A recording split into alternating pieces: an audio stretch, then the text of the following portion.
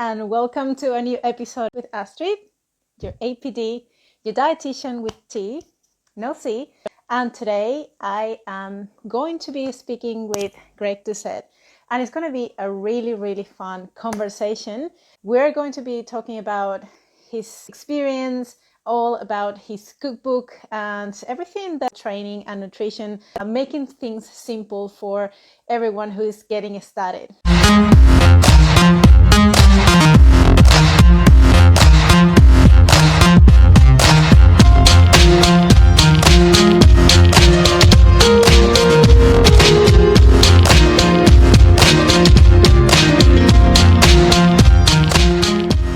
Probably a lot of people know you already, but for those who don't know you, tell me a little bit about what you do, why you do what you do in the first place, why bodybuilding, why the cookbook, and tell me a little bit about everything. I just want to know everything about you.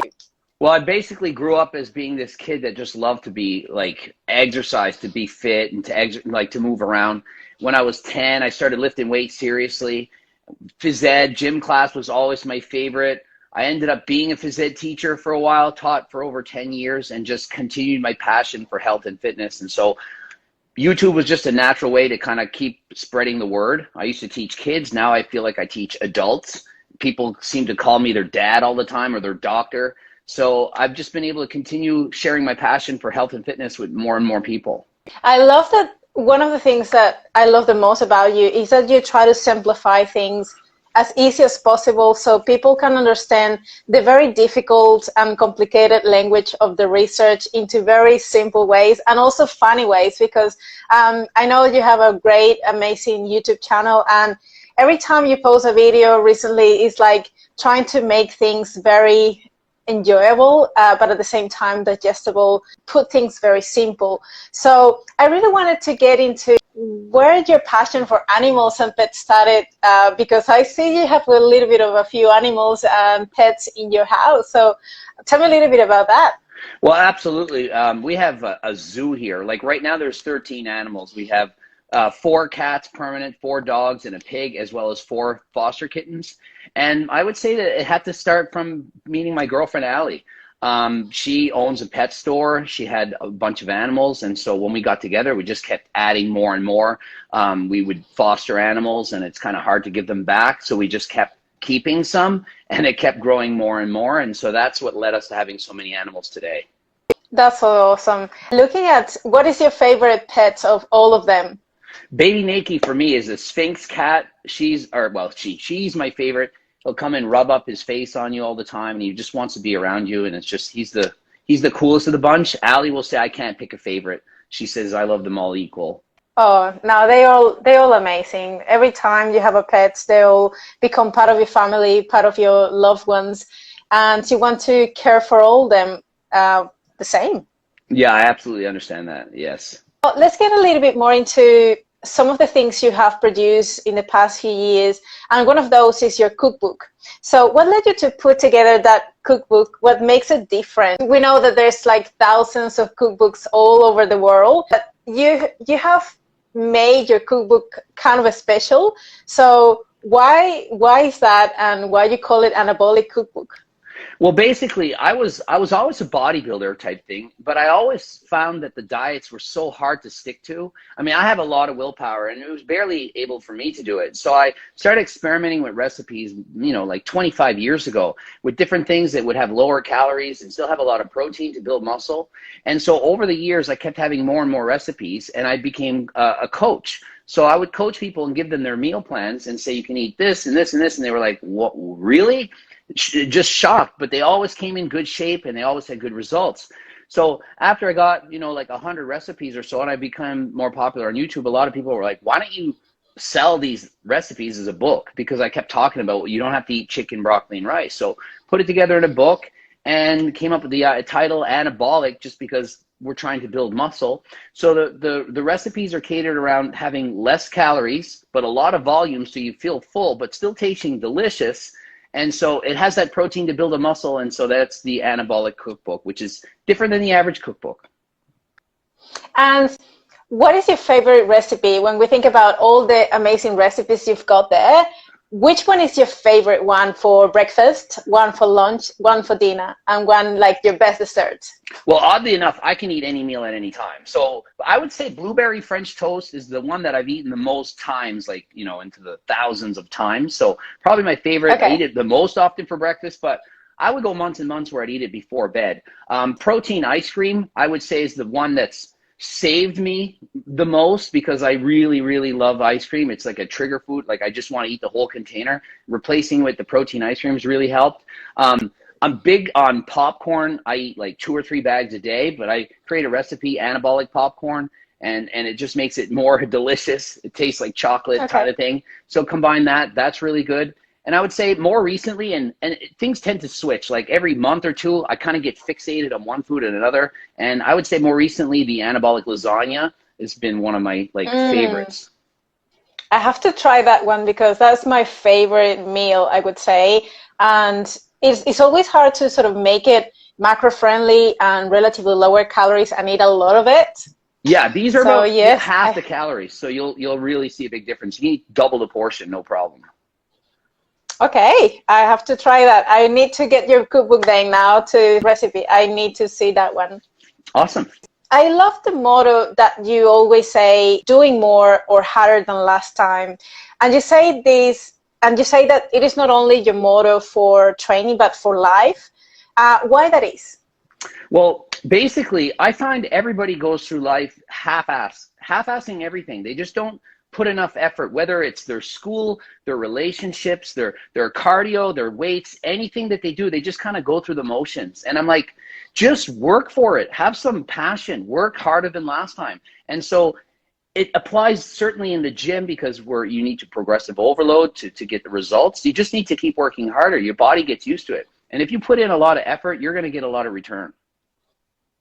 Okay. And you would say that that's for everything in life, like doing more or harder always applies to everything? Absolutely. Everything worth doing, it's worth giving 100% effort. Why do something half-assed? If you enjoy something and if it's worth doing, do it your best. I agree 100% on that.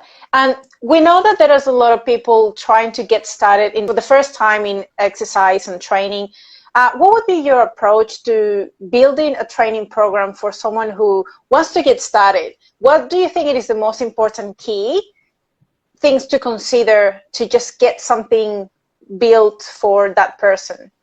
If you're just new to the gym or new to cardio, the most important thing is to start easy and to have a realistic amount of time that you can commit. There's no point in saying I'm going to the gym 1 hour twice a day, every day. We would do 2-a-day trainings, or I'm going to go 6 days a week for 2 hours and I'm going to do this. It's like, no, just do a little bit. Start easy and commit a small amount of time that you can stick to, because if you stick to that, that's going to be a reward that you accomplished it. But if you take on too much and you fail, you feel like a failure. If you have your New Year's resolution saying, I'm going to train 7 days a week, and you take the weekend off, all of a sudden you took the weekend off, you feel like a failure. But if you say, hey, I'm going to try to go 3 days a week, and you do that, and you happen to go 4, hey, that's just a bonus. So I find people set themselves up for failure by having too ambitious a goal, rather than just saying, hey, I'm going to just, I always say, imagine your dream physique, close your eyes, open them. You're not getting it. It's just too unrealistic. Try to get halfway to what you think is your dream.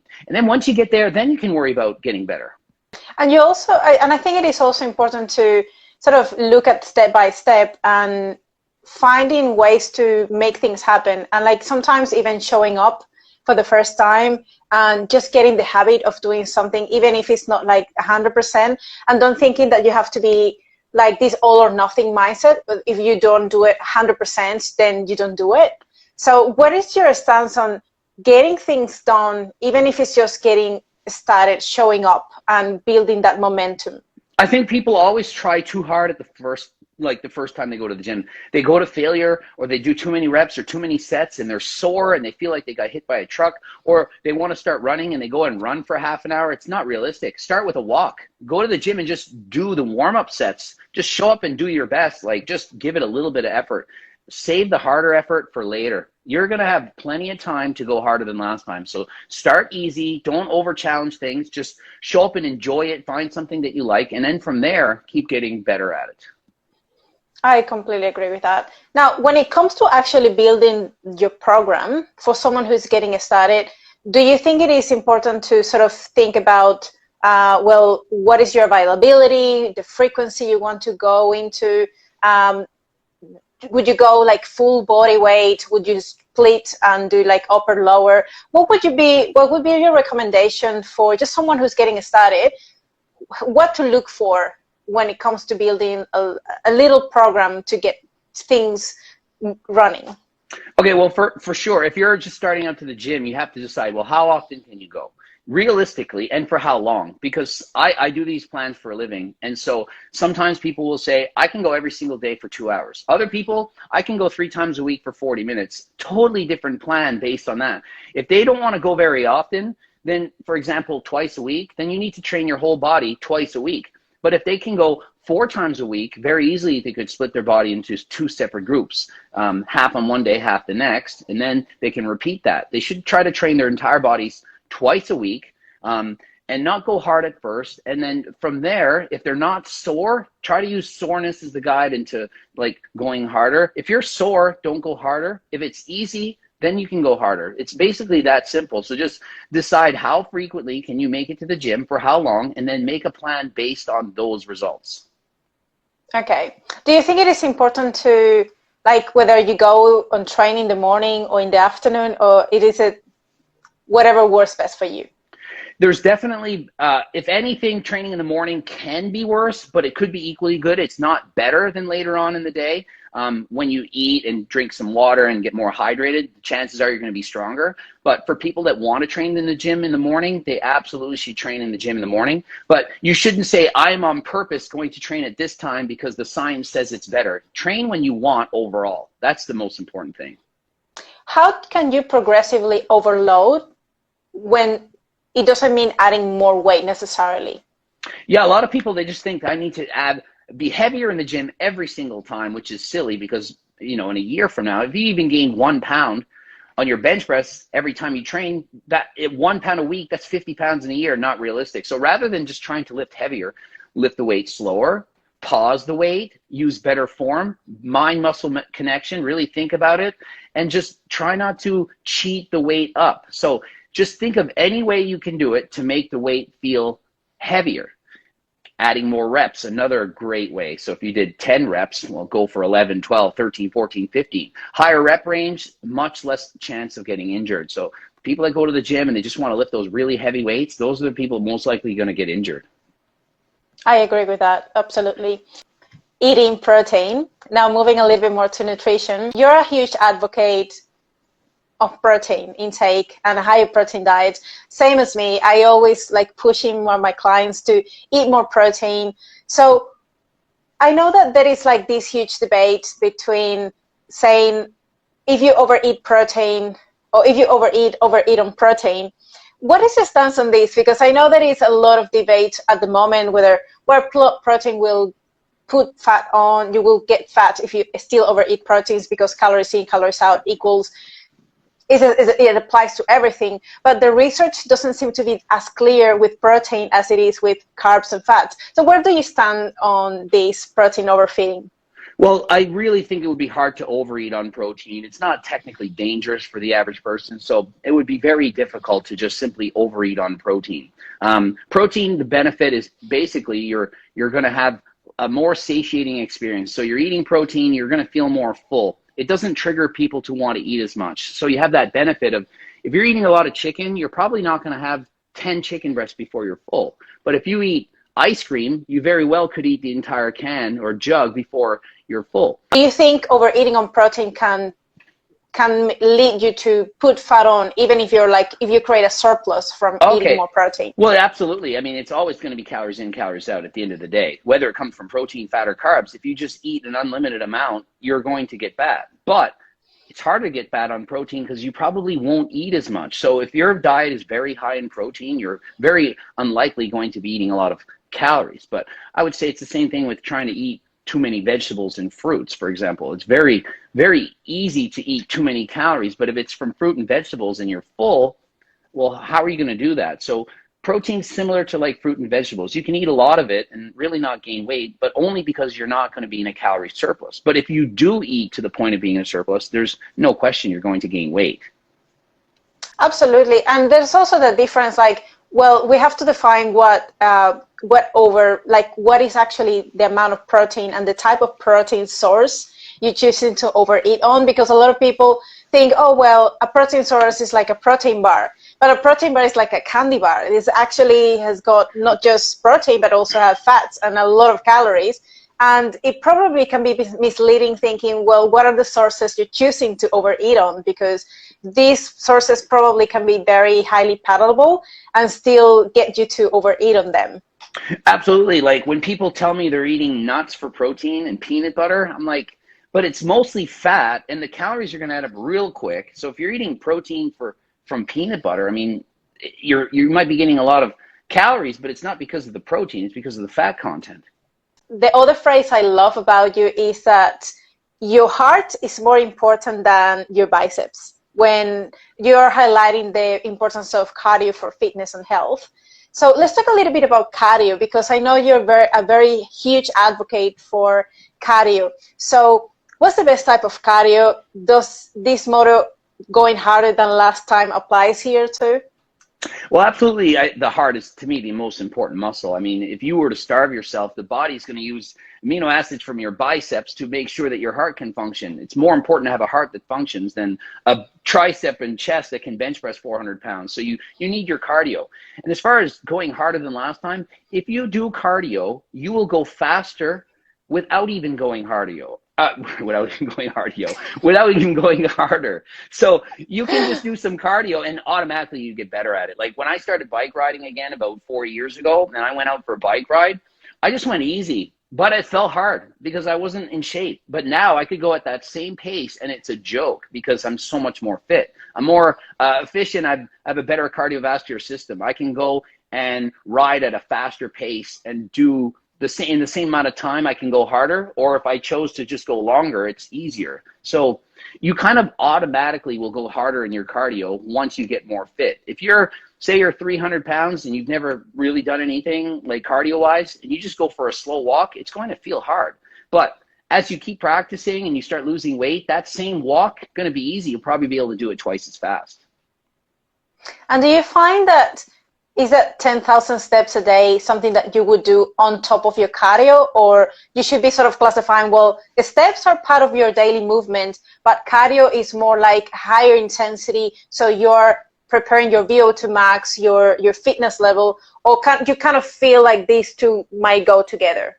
Well, I think we're starting to get into what athletic performance would be at this point. Like when I tell people do cardio, I just say go at a moderate pace. I don't say to do HIIT cardio. I'm not telling people to go all out and do wind sprints and different things like that. It's just cardio is cardio. So I don't think you have to add it in addition to. I would say that after 12,000 steps a day, the benefit in terms of life expectancy isn't going to go up dramatically. And even at 8,000 steps, you're probably getting the majority of the benefit. So there's no, like for me, it's not healthier to do, say, 2 hours of cardio a day than to do 1 hour of cardio a day. There's a lot of diminished returns. And in fact, if you do too much cardio too intensely and you're overtraining, it could actually be bad for you at some point. Yeah. But like my question is like,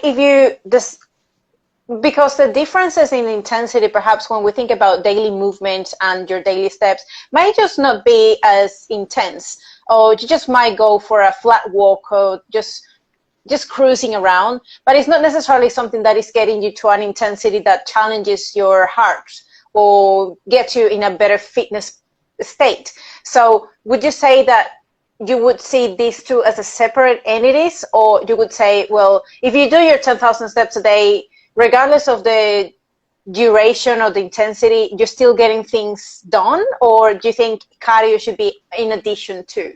So unfortunately, I think this is one of those things where the answer is going to be, it depends. So for me, if I walk 12,000 steps a day, 20,000 steps, and stop bike riding, I'm going to lose fitness for sure. But if my grandmother does it, and she just walks, she's going to get way better because she's not doing that. So it depends on your fitness level. My advice for people is I suggest people do 150 minutes of moderately intense cardio a week. So faster than a slow walk, but not a run, somewhere that's comfortable for you, something that feels like, say you're going for 30 minutes. You could do it for 3 hours, but it's not easy. It's not like a simple walk in the park. It's like a fast walk, or it's walking on an incline, something to that extent. You can go for a bike ride for an hour, but if it's on a flat and you're coasting the whole time, it's not really intense enough cardio. But maybe for somebody who's 75 years old, it is. But if you're a bike racer like me, you got to go up a hill or something at some point to make it more intense. Okay, got it. No, I completely agree with that. I think everything, especially nutrition and fitness and training, depends on the individual and what the baseline is, where they're at, and yeah, the capabilities and what they can do. Now let's move to a section that I like doing, that I find it very interesting and fun, because I give you two options, this or that. Obviously you can add your additional option if you think you don't agree with either, or you have a better option, but you kind of say, well, I prefer this option because of, and you give me your rationale why you're choosing that option. Are you ready? All right, let's try it.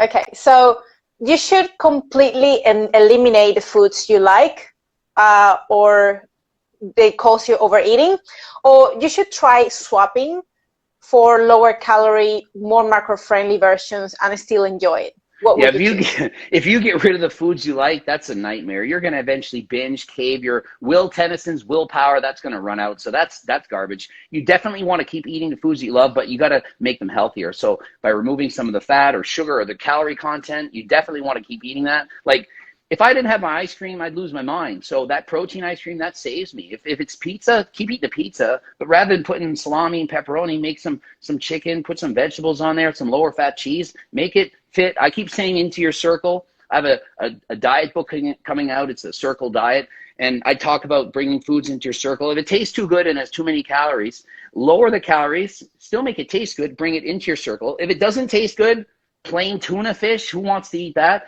Add something to it, put it on a rice cake, add some vegetables, make a rice cake sandwich, whatever, bring it back up into your circle. So you're always eating foods that are into that circle. They're not the highest calorie stuff, and they're not junky, gross food that you don't want to eat, like a plain salad. Add the dressing and stuff, make it fit into your circle. So that's what I always tell people to do.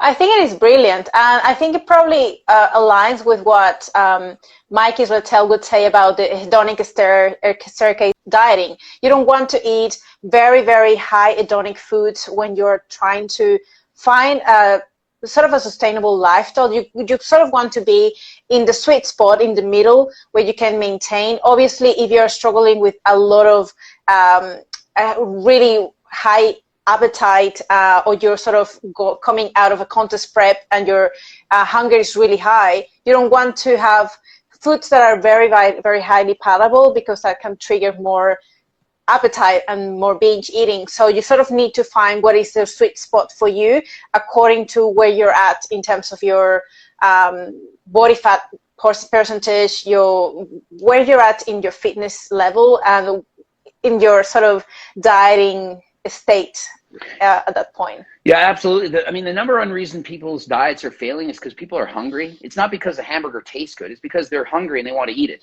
So if you eat one hamburger and you're not full, you eat another hamburger and another one. But if you could make that hamburger bigger, more volume, have two of them for the same amount of calories, then you're full, then you're not going to eat. So if you can keep hunger at bay, you're going to be much more likely to stick to this diet. And that's why I think the circle diet, bringing those foods into that circle, is the way to go. I agree 100%. The next question would be, what would you rather, the end goal or the process, the challenge? It's 100% the process. The end goal, like even me turning pro as a bodybuilder or setting a world record, it's an excitement for like 1 or 2 days. Like having done these things, like you're so pumped, you diet for 4 months, you train your whole life for something, you do it, and it's like, yes. And then 1 or 2 days later, you're like, now what? And then you have another goal. It's very fleeting. Even winning, I mean, I've never won a gold medal, but I'm assuming you win the gold medal in the Olympics, you spent your whole life getting there, and it's like, now what? You need to enjoy the whole process of getting to that point, and not just the 1 or 2 days of excitement, because There's 4 months to train to do this event, or your whole life, versus 1 or 2 days. You need to have fun the entire way. So if you get on a diet and you want to lose weight, don't just be like, the goal is to be 200 pounds to get down to 150. It's the entire process of getting to that point. That's where the enjoyment should come from. And also same with training. I think people, oh, I just want to build 10 pounds, 20 pounds of muscle. And like, it seems to be like the only focus on just putting on weight, but they don't really find the enjoyment of going to the gym, having fun, and making each day like the most out of each training session. Would you agree with that? Yeah, absolutely. People that do things just for the end result, they're not going to stick to it. You need to have fun. Like, I like lifting weights, even if I'm not putting on muscle. I just like the act of doing it. I like going for a bike ride just because I like going for a bike ride. I don't think I'm bike riding, now my heart is getting better and it's doing this and I'm going to be healthy. I'm thinking I'm liking the bike ride. So if you can't find a sport or an activity or something that you truly enjoy, it's going to be hard for you to stick to. Just like when I used to be a phys ed teacher, if I said, hey, today it's basketball, and you hate basketball, what are the chances you're going to keep playing basketball for the rest of your life? That's why I did everything. I would teach dance. I would teach power cheerleading. I would do a variety of activities so that everyone had something fun they could look forward to, and then they want to be fit, and then they can carry that on for the rest of their life. That comes back as well when you think about what are your expectations and what is your why doing these things? Because sometimes, well, I'm doing exercise because I want to burn calories, and that's not necessarily the end goal, and you're probably not going to get much out of it if you don't fix your diet in the first place. So it's important, I think, to have an idea of what your goals and your whys are, and having realistic expectations on when you do certain things in life. Yeah, absolutely. I can't imagine just sitting on the bike and watching the calories go by and being like, oh I need to get to 1,000 calories. I just go for a ride, and at the end of the ride, I can look at it and it's cool a number, but I'm enjoying the process, as you said before, the journey, and not thus the end result. The end result being, I burn 1,000 calories. Well, if that's all you care about, you're not going to do that very long. You need to like that process of getting there. I agree. Now, the next question, cardio or resistance training for life? What would you choose if you had to choose only one? I'd say most people would be shocked to hear me say that it's cardio, because I'm a bodybuilder, power lifter and all this, but it's still cardio. Okay. Stevia or aspartame? I've always liked aspartame. When I was a young kid, I'm a young kid. When I was like 18, 19, university, and I used to steal all the aspartame packs from the meal hall and use them all. Yeah, it has to be aspartame. Okay. If you have to choose between sucralose and aspartame? I personally don't think it matters what kind of sweetener you're using. Just use the one that tastes the best. I'm not big on like it causes cancer and I think it doesn't do any of these things. So to me, it doesn't matter. Man, point to the rock, he would agree. You just use the sweetener that you want. Okay, perfect. You guys, there you go. Just have your sweetener, and I think it is always worthwhile to add some sweetener to something that is going to make it more enjoyable. Like, I have to tell you, I eat sometimes when I have my salads, I actually make a combination of soy sauce and Splenda, and it makes like a sweet sour taste of it. And I don't know, it makes a difference. It's probably weird, but it tastes amazing. Nothing's weird for me. Whatever works on a diet. My brother used to diet. He used to eat cabbage with sweetener, and he used to put tuna fish and sweetener in the tuna fish. I put sweetener on my popcorn. It makes everything taste better. You know, do what makes you happy. If it tastes good, it makes you stick to your diet, then go for it. Okay, I thought I was the only person who would just put things on the vegetables that were sweet, but that's great to know that I'm not the only one. Now, let's move to the next session, that is true and false.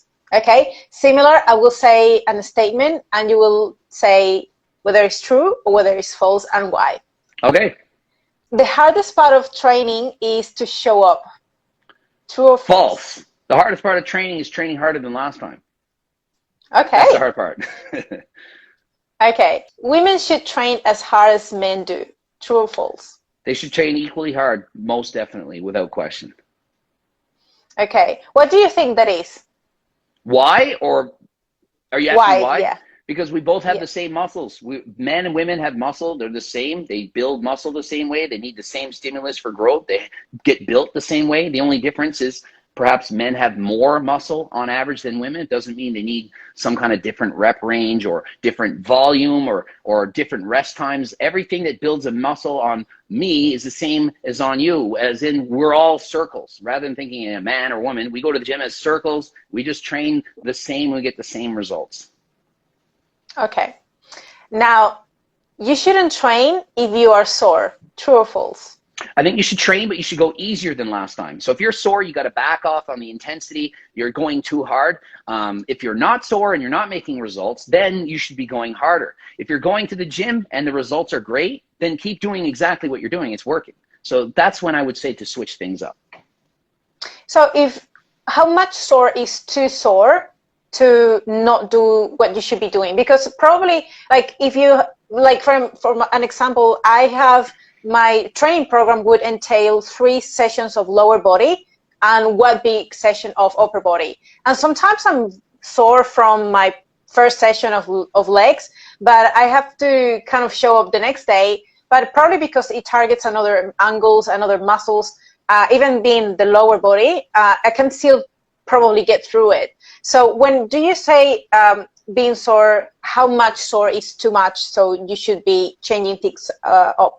So I guess it's going to depend again here, but you're saying lower body. So if you're sore in the lower body and then the next day you're training upper body, then absolutely no reason to train as hard as you can, as you should in the upper body. But if you're training 3 days a week and you're repeatedly noticing that you're sore, I would suggest you don't train 3 days a week and train 2. So I see 1 day a week upper body and 3 lower body. To me, that's over prioritizing the lower body versus the upper body, and probably just thinking, you know, if I train my lower body more, I'll get more results because I want a bigger booty or my thighs or whatever. But just because you have like a weaker body part or one that you want to train more doesn't mean you should train more. Sometimes training extra sets or extra volume or extra hard is not the answer. So I wouldn't say, for example, if the average woman wants glutes, that they should just train glutes 3 times a week.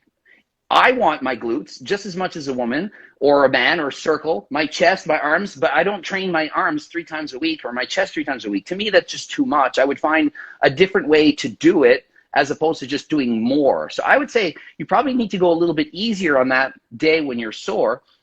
You're noticing your body sore. I would go easier on that day. So the next time you go in, go a little bit easier, and then hopefully on that 3rd day, you're not sore again. But if you are, there's just too much volume or too much intensity in your program.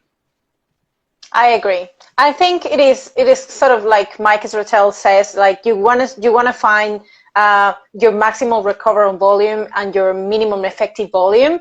And I guess it is going to be different for every single person because of their tolerance threshold of these different muscles, and the different people will have a specific stimulus, and some people will need more volume, some others less, and some others will recover faster and some others don't. Exactly. And your perceived exertion. If you're the type of person that trains hard, you training 3 times a week versus someone else going in 3 times a week, they might have no problem with that. Even if they say, hey, train 3 reps from failure. Do that all the time. You might both think you're going 3 reps from failure. You might be going 2 reps from failure. They might be going 6 reps from failure. So they find it easy, but you can't do it. So you have the same program, the same experience level, and the same perceived effort, but you actually don't. I find most people can't train as hard as they think they can train. Like if you really push yourself in the gym, it's rare to see someone that trains as hard as they should. I'd say 95% of people train less hard than they say. Like you just ask them, how hard do you train? They probably think they're training hard, but they usually are not quite trained to that effort. I agree with that. Now, let's move to overrated, underrated. So I'm just going to say a few things, and you got to let me know whether for you it is an overrated or underrated and why. So the first one is diet sodas and artificial sweeteners. Are they over or underrated? I would say they're underrated because more people should be using them. They're amazing. I can't understand the backlash, the aspartame and the cancer, and it's all BS. People are inventing stuff. I don't know why, but people, you need to start having your artificial sweeteners. It's not going to be the enemy. It could, in fact, save so many people. Yeah. Just one quick question. Should you track artificial sweeteners in your fat loss phase? No, useless to track them. I mean, if you want to go by studies that say it could cause cancer, the studies are so high and for so many years, decades, that no one could actually consume this much. Like, who is drinking 50 cans of Diet Coke a day for 20 years? I drink a lot, but I'm never getting to 50 cans. So it's useless to bother tracking it. Just don't bother. We track enough. We don't want to get people orthorexic and worrying about every single little calorie. Like, oh my God, I had 2 calories in this sweetener and I had 5 calories in this Diet Pop. It's like, just drink the freaking Diet Pop. Correct. Now, deloads, are they underrated or overrated? They're overrated because 95% of people don't need them because they're training half-ass in the first place. So yeah, it's overrated. If you are someone who trains really hard, like me, for example, I could probably use some deloads because I'm one of those crazy guys that's just I always want to train so hard. I find it hard to back up. So for me, probably could be beneficial, maybe to some IFBB pros, people who are in the Olympics, people that really, really train hard. But for the most part, they're just going to the gym and having a good time. There's no reason to have deloads.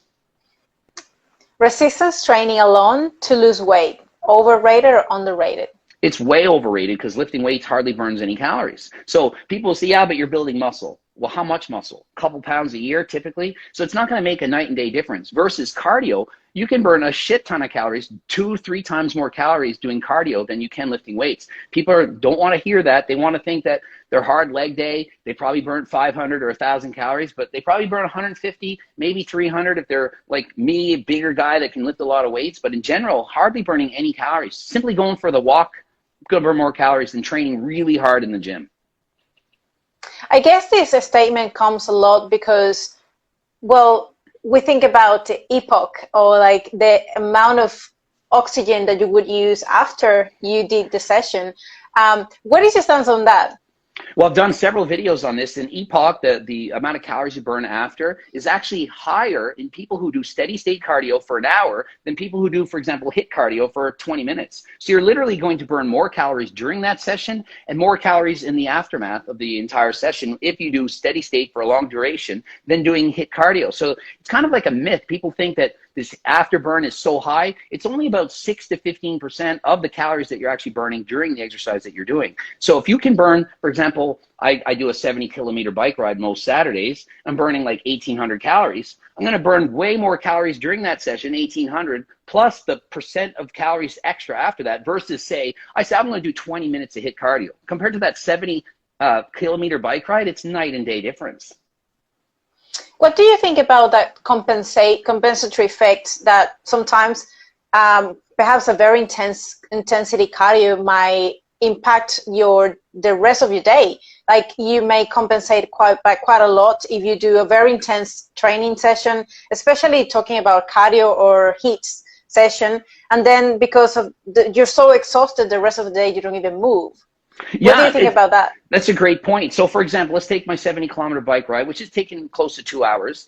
And after that, I'm exhausted. I'm sitting on the couch and I'm relaxing. So I'm not going to burn as many calories. If I hadn't have done that 70-kilometer bike ride, maybe I would have danced around a bit more. Maybe I would have went for a walk. So I'm probably burning a bit less calories because my body's just naturally saying, rest. What's wrong with you? You just rode 70 kilometers. Like, what did you do that for? Sit down, take a break. But if you don't go for that ride, you have more energy because you have more energy. So yeah, you're going to burn fewer calories, but you're also burning more calories from that epoch. So they're kind of balancing each other out a little bit, but for the most part, you're probably going to burn a bit less calories if you do a lot of cardio later in the day from just resting more, but it's not going to be as much as the calories that you burn during that exercise. So it's not a good reason to say, well, I'm not going to do cardio because I'm just going to lower my NEAT, my non-exercise activity thermogenesis in the rest of the day. So you might burn maybe half as many calories, but it's still that many calories. So out of the 1,800, maybe I saved 900 by just sitting back. But that's still 900 calories extra that I burnt that I wouldn't have done had I not done that cardio. I agree with that. Let's move on. So what is your stance? Do you think that abs and core training is under or overrated? It's way overrated. People think you do 1,000 sit-ups and burn a bunch of calories. It's not going to do hardly anything. Just crunching a little bit. not going to burn nearly the 1,000 sit-ups versus going for a 20-minute walk. You're burning more calories in the walk. So you can train the crap out of your abs and you're not going to get a six-pack. You need to be in a calorie deficit. So just thinking, you know, doing sit-up after sit-up, crunches, core is going to somehow give you a six-pack. It's not. I'm not saying not to do it, and I'm not saying it's not important to have a strong core. I'm just saying if you're doing it to get a six-pack, it's not going to work. What is the best frequency you'd suggest for core training? 2 times a week, 3 times a week, once a week? I would say exactly as you're saying, 2 to 3 times a week would be ideal. If you want to build your muscle, it's the same as any other muscle. So if you think, hey, I want abs, I want a good core, same as I want quads, I want biceps. So 2 to 3 times a week, somewhere around there, training. And if you're sore, well, you back off a little bit. If you're not sore, you can probably train a little bit harder. That's good. So what do you, with meal plans, do you think they are overrated or underrated? I think it's both. I think if a meal plan is rigid and says you have to eat this, this, and this, like this is your meal here, and these 3 meals, it has to be chicken, broccoli, and rice, way overrated, horrible, you're going to eventually cave. But if the meal plan has a bunch of options, like choose from these 10 options for breakfast, all meals you like, that is going to be crucial to your diet because you need to have an option that you can like and enjoy and not get sick of. Doing coaching plans all the time, the biggest comment I got from coaching people with diets was, there's too many options, I don't know what to eat. Narrow it down for me. And I'd be like, fine. And I give them the option, and then a week later, is it okay if I eat this instead? I'm like, well, that's why I gave you options in the first place. I do not want you to feel like you're dieting. If you feel like you're dieting, it's not a forever diet. The circle diet, the one that you can do for the rest of your life, it has to be something with a lot of options. So you need a meal plan with a lot of options at each meal that you love, that at any time, no matter what mood you're in, you can eat that, whether it's pizza or French toast or wraps or some form of a dessert that you can't wait to have. You should have those options. It sounds very similar to the exchange system that it is utilized for diabetics, and like a lot of dietitians, we use this system where you can base your meal plan into like different food groups, and you sort of prepare or calculate certain amount of portion sizes and serving sizes from each food group, and you basically give them a list of foods that they can choose from, as long as they kind of stick to the amount of serves they have allocated for that day or for that meal, and they can distribute it however they want and choose the amount, whatever food they want, as long as they sort of stick into the portion sizes. Is it roughly the same that you're, when you refer to the circle diet, very similar to what I'm describing? That sounds like a great summary, and saying, and I like how you said from all the 4 food groups, because for me, you need to eat from all 4 food groups. A lot of people, I've seen anabolic diets, there's no fruits and no vegetables. And I'm like, okay, it's still anabolic, but we're missing out some of the micronutrients, as well as some of the volume and fiber that you can get from fruit and vegetables. And for the most part, people aren't eating enough fiber in their diets, and it's causing problems. That people talk about the gut microbiome, and they're talking about, oh, it's the sweeteners. I'm like, what about the fiber? You guys are worried about these small things that may or may not have a difference when you clearly know you should be having enough fiber, and they're failing to use that. But I don't like fruit, I don't like vegetables. Well, put some sweetener on your strawberries, make it taste the way you want, and spice up those vegetables, cook it a certain way, bring it into the circle. You don't like fruit and vegetables, make them taste better and bring it into that circle. I completely agree. I think that sounds perfect. When we think about knee sleeves and wrist wraps, are they overrated or underrated for you? I'd say it's right in the middle. It's neither. It's where it should be. You don't need to put knee sleeves on or wrists, whatever, wraps and so on, unless you need them. And if you need them, well, use them. So I don't think there's too much emphasis or not enough emphasis. I think it's right where it needs to be. Okay. Would you say the same for like lifting belts? Yeah, I would absolutely say the same thing. Like, I rarely use a belt. Yeah, I don't use a belt, but I'm not squatting and deadlifting anymore. But if I was, I would be using it. There's no reason to say don't use a belt, don't use this and that. Use one if you want. If you're lifting really heavy, especially lower reps, then probably lift with a belt. And if you don't want to, you don't need to, especially if you're using good form. If you want to train legs, do you need to do deadlift and squats, or can you still do a really, really good leg training without using these movement patterns? There's nothing you absolutely need to do anything. So I don't deadlift or squat, and I still have really good legs. It would be kind of like saying, well, do you need to, I don't know, do you need to run in order to do a marathon? Well, no, you can walk the whole thing. It's better if you can and if you do it, but doesn't mean you need to. So, you know, if you can do the squats and deadlifts, then I think that there are great exercises that are, you know, some of the best, and you absolutely should do them. I don't think you should avoid them. But if you have some kind of an injury or your lower back or your doctor saying, hey, just don't do them. Like my surgeon said, don't do these movements because of your hip. So I'm not going to do them because it wouldn't be a smart thing to do. But it doesn't mean I still can't train my legs. And I would say my legs are doing great, especially considering the amount of cardio that I'm still doing. Okay. No, I think it makes absolute sense when we think about all the different alternative of exercises. You can still target your quads and your hamstrings and your glutes without necessarily having to do the same movement pattern, but it can be kind of replicated in a safer way. Like, let's say you can do like a leg press, or you could do a lying leg curl, and it's sort of targeting the same muscles perhaps in a different position, maybe not as exciting or as athletic that you will probably, coming from powerlifting, you say, well, this is kind of the jam, but it is still a good alternative, and you're still targeting the muscles, and you can still go harder than last time anyways. Yeah, absolutely. I mean, they do customized coaching plans, and I see all the time, I can't do this specific exercise, whether they have scoliosis or lordosis problems or whatever injuries they may have had. And so we have to make alternative exercises for them, and they can still get great gains. It's not ideal. It's not as perfect, but you can get, say, 80-90% of the results of any exercise by making an alternative. So it's still going to do really good. Maybe not as good as if you had no injuries in your entire life, but it's still going to be pretty good. What are some of the recommendations you give someone to prevent perhaps injuries in the first place?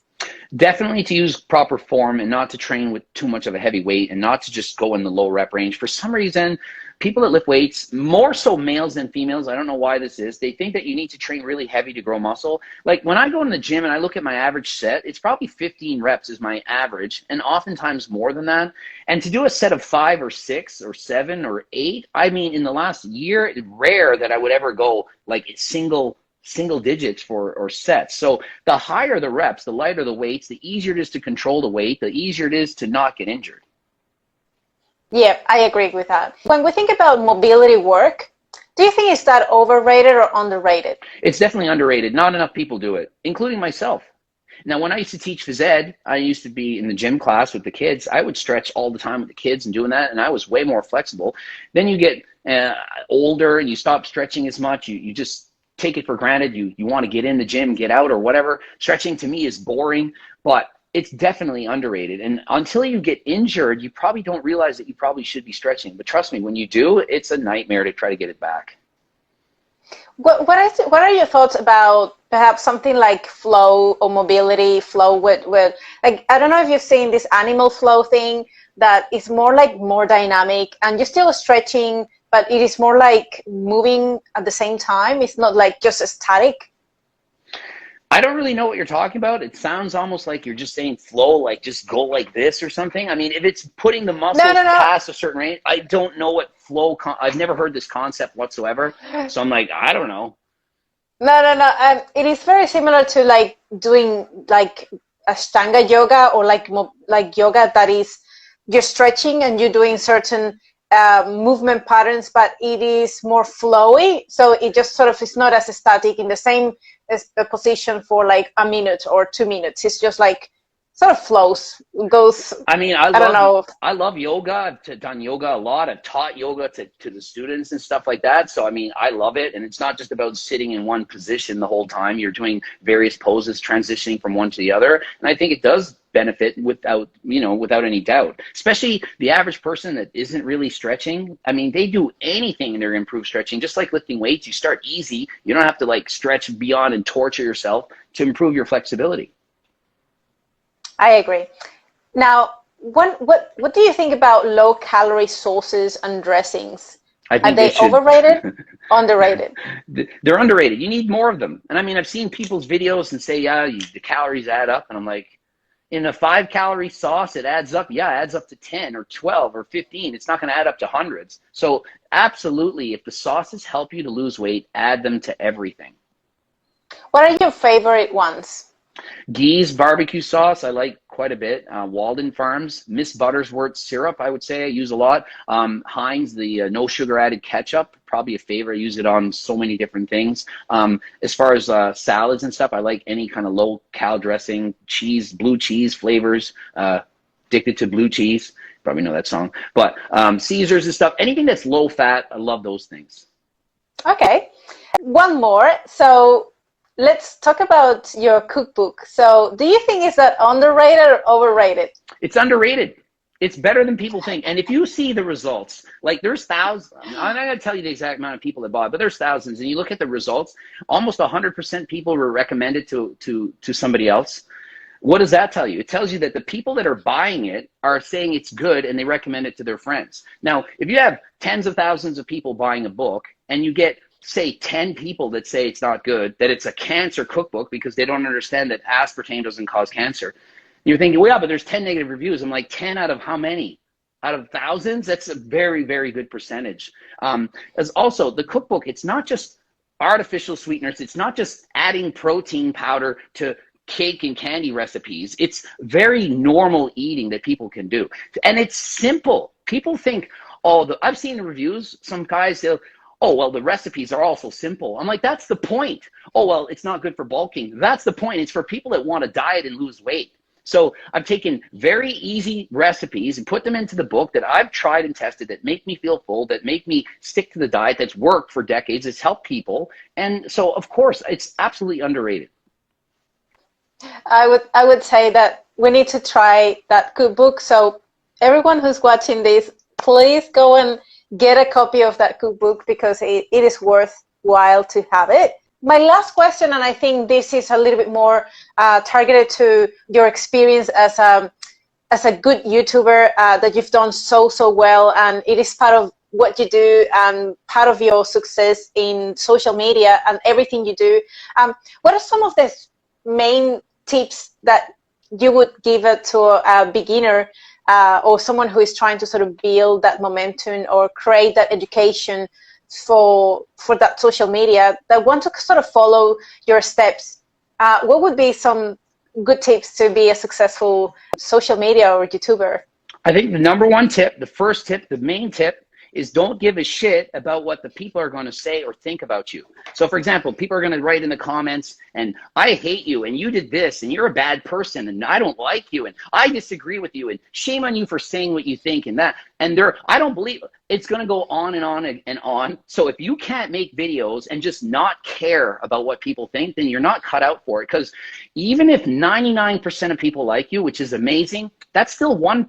1% out of a million, that's still 10,000 people that don't like you. And you have 99%. And people focus on the bad rather than good. They'll see that one comment and they will hate it. And there's 99 comments before that people say, thank you. So don't focus on the haters, focus on the people that are listening to you. I call the haters mosquitoes because they bug you, but it's like, yeah, bye. It's not going to hurt. I mean, it might sting a tiny bit, but just like swat it away and move on.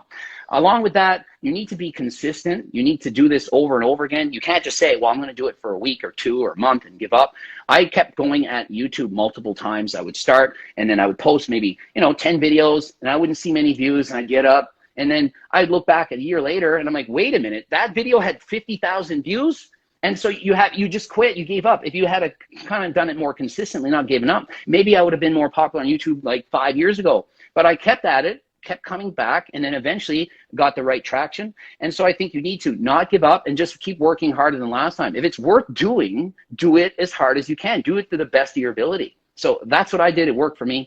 Obviously, there's some luck involved, but if you do the best you can do, it's the best you can do. I might have 1 million followers, but let's say I didn't get 1 million. Maybe I only got 10,000. That's still 10,000. That's still amazing. So why not just do the best you can with the information that you have?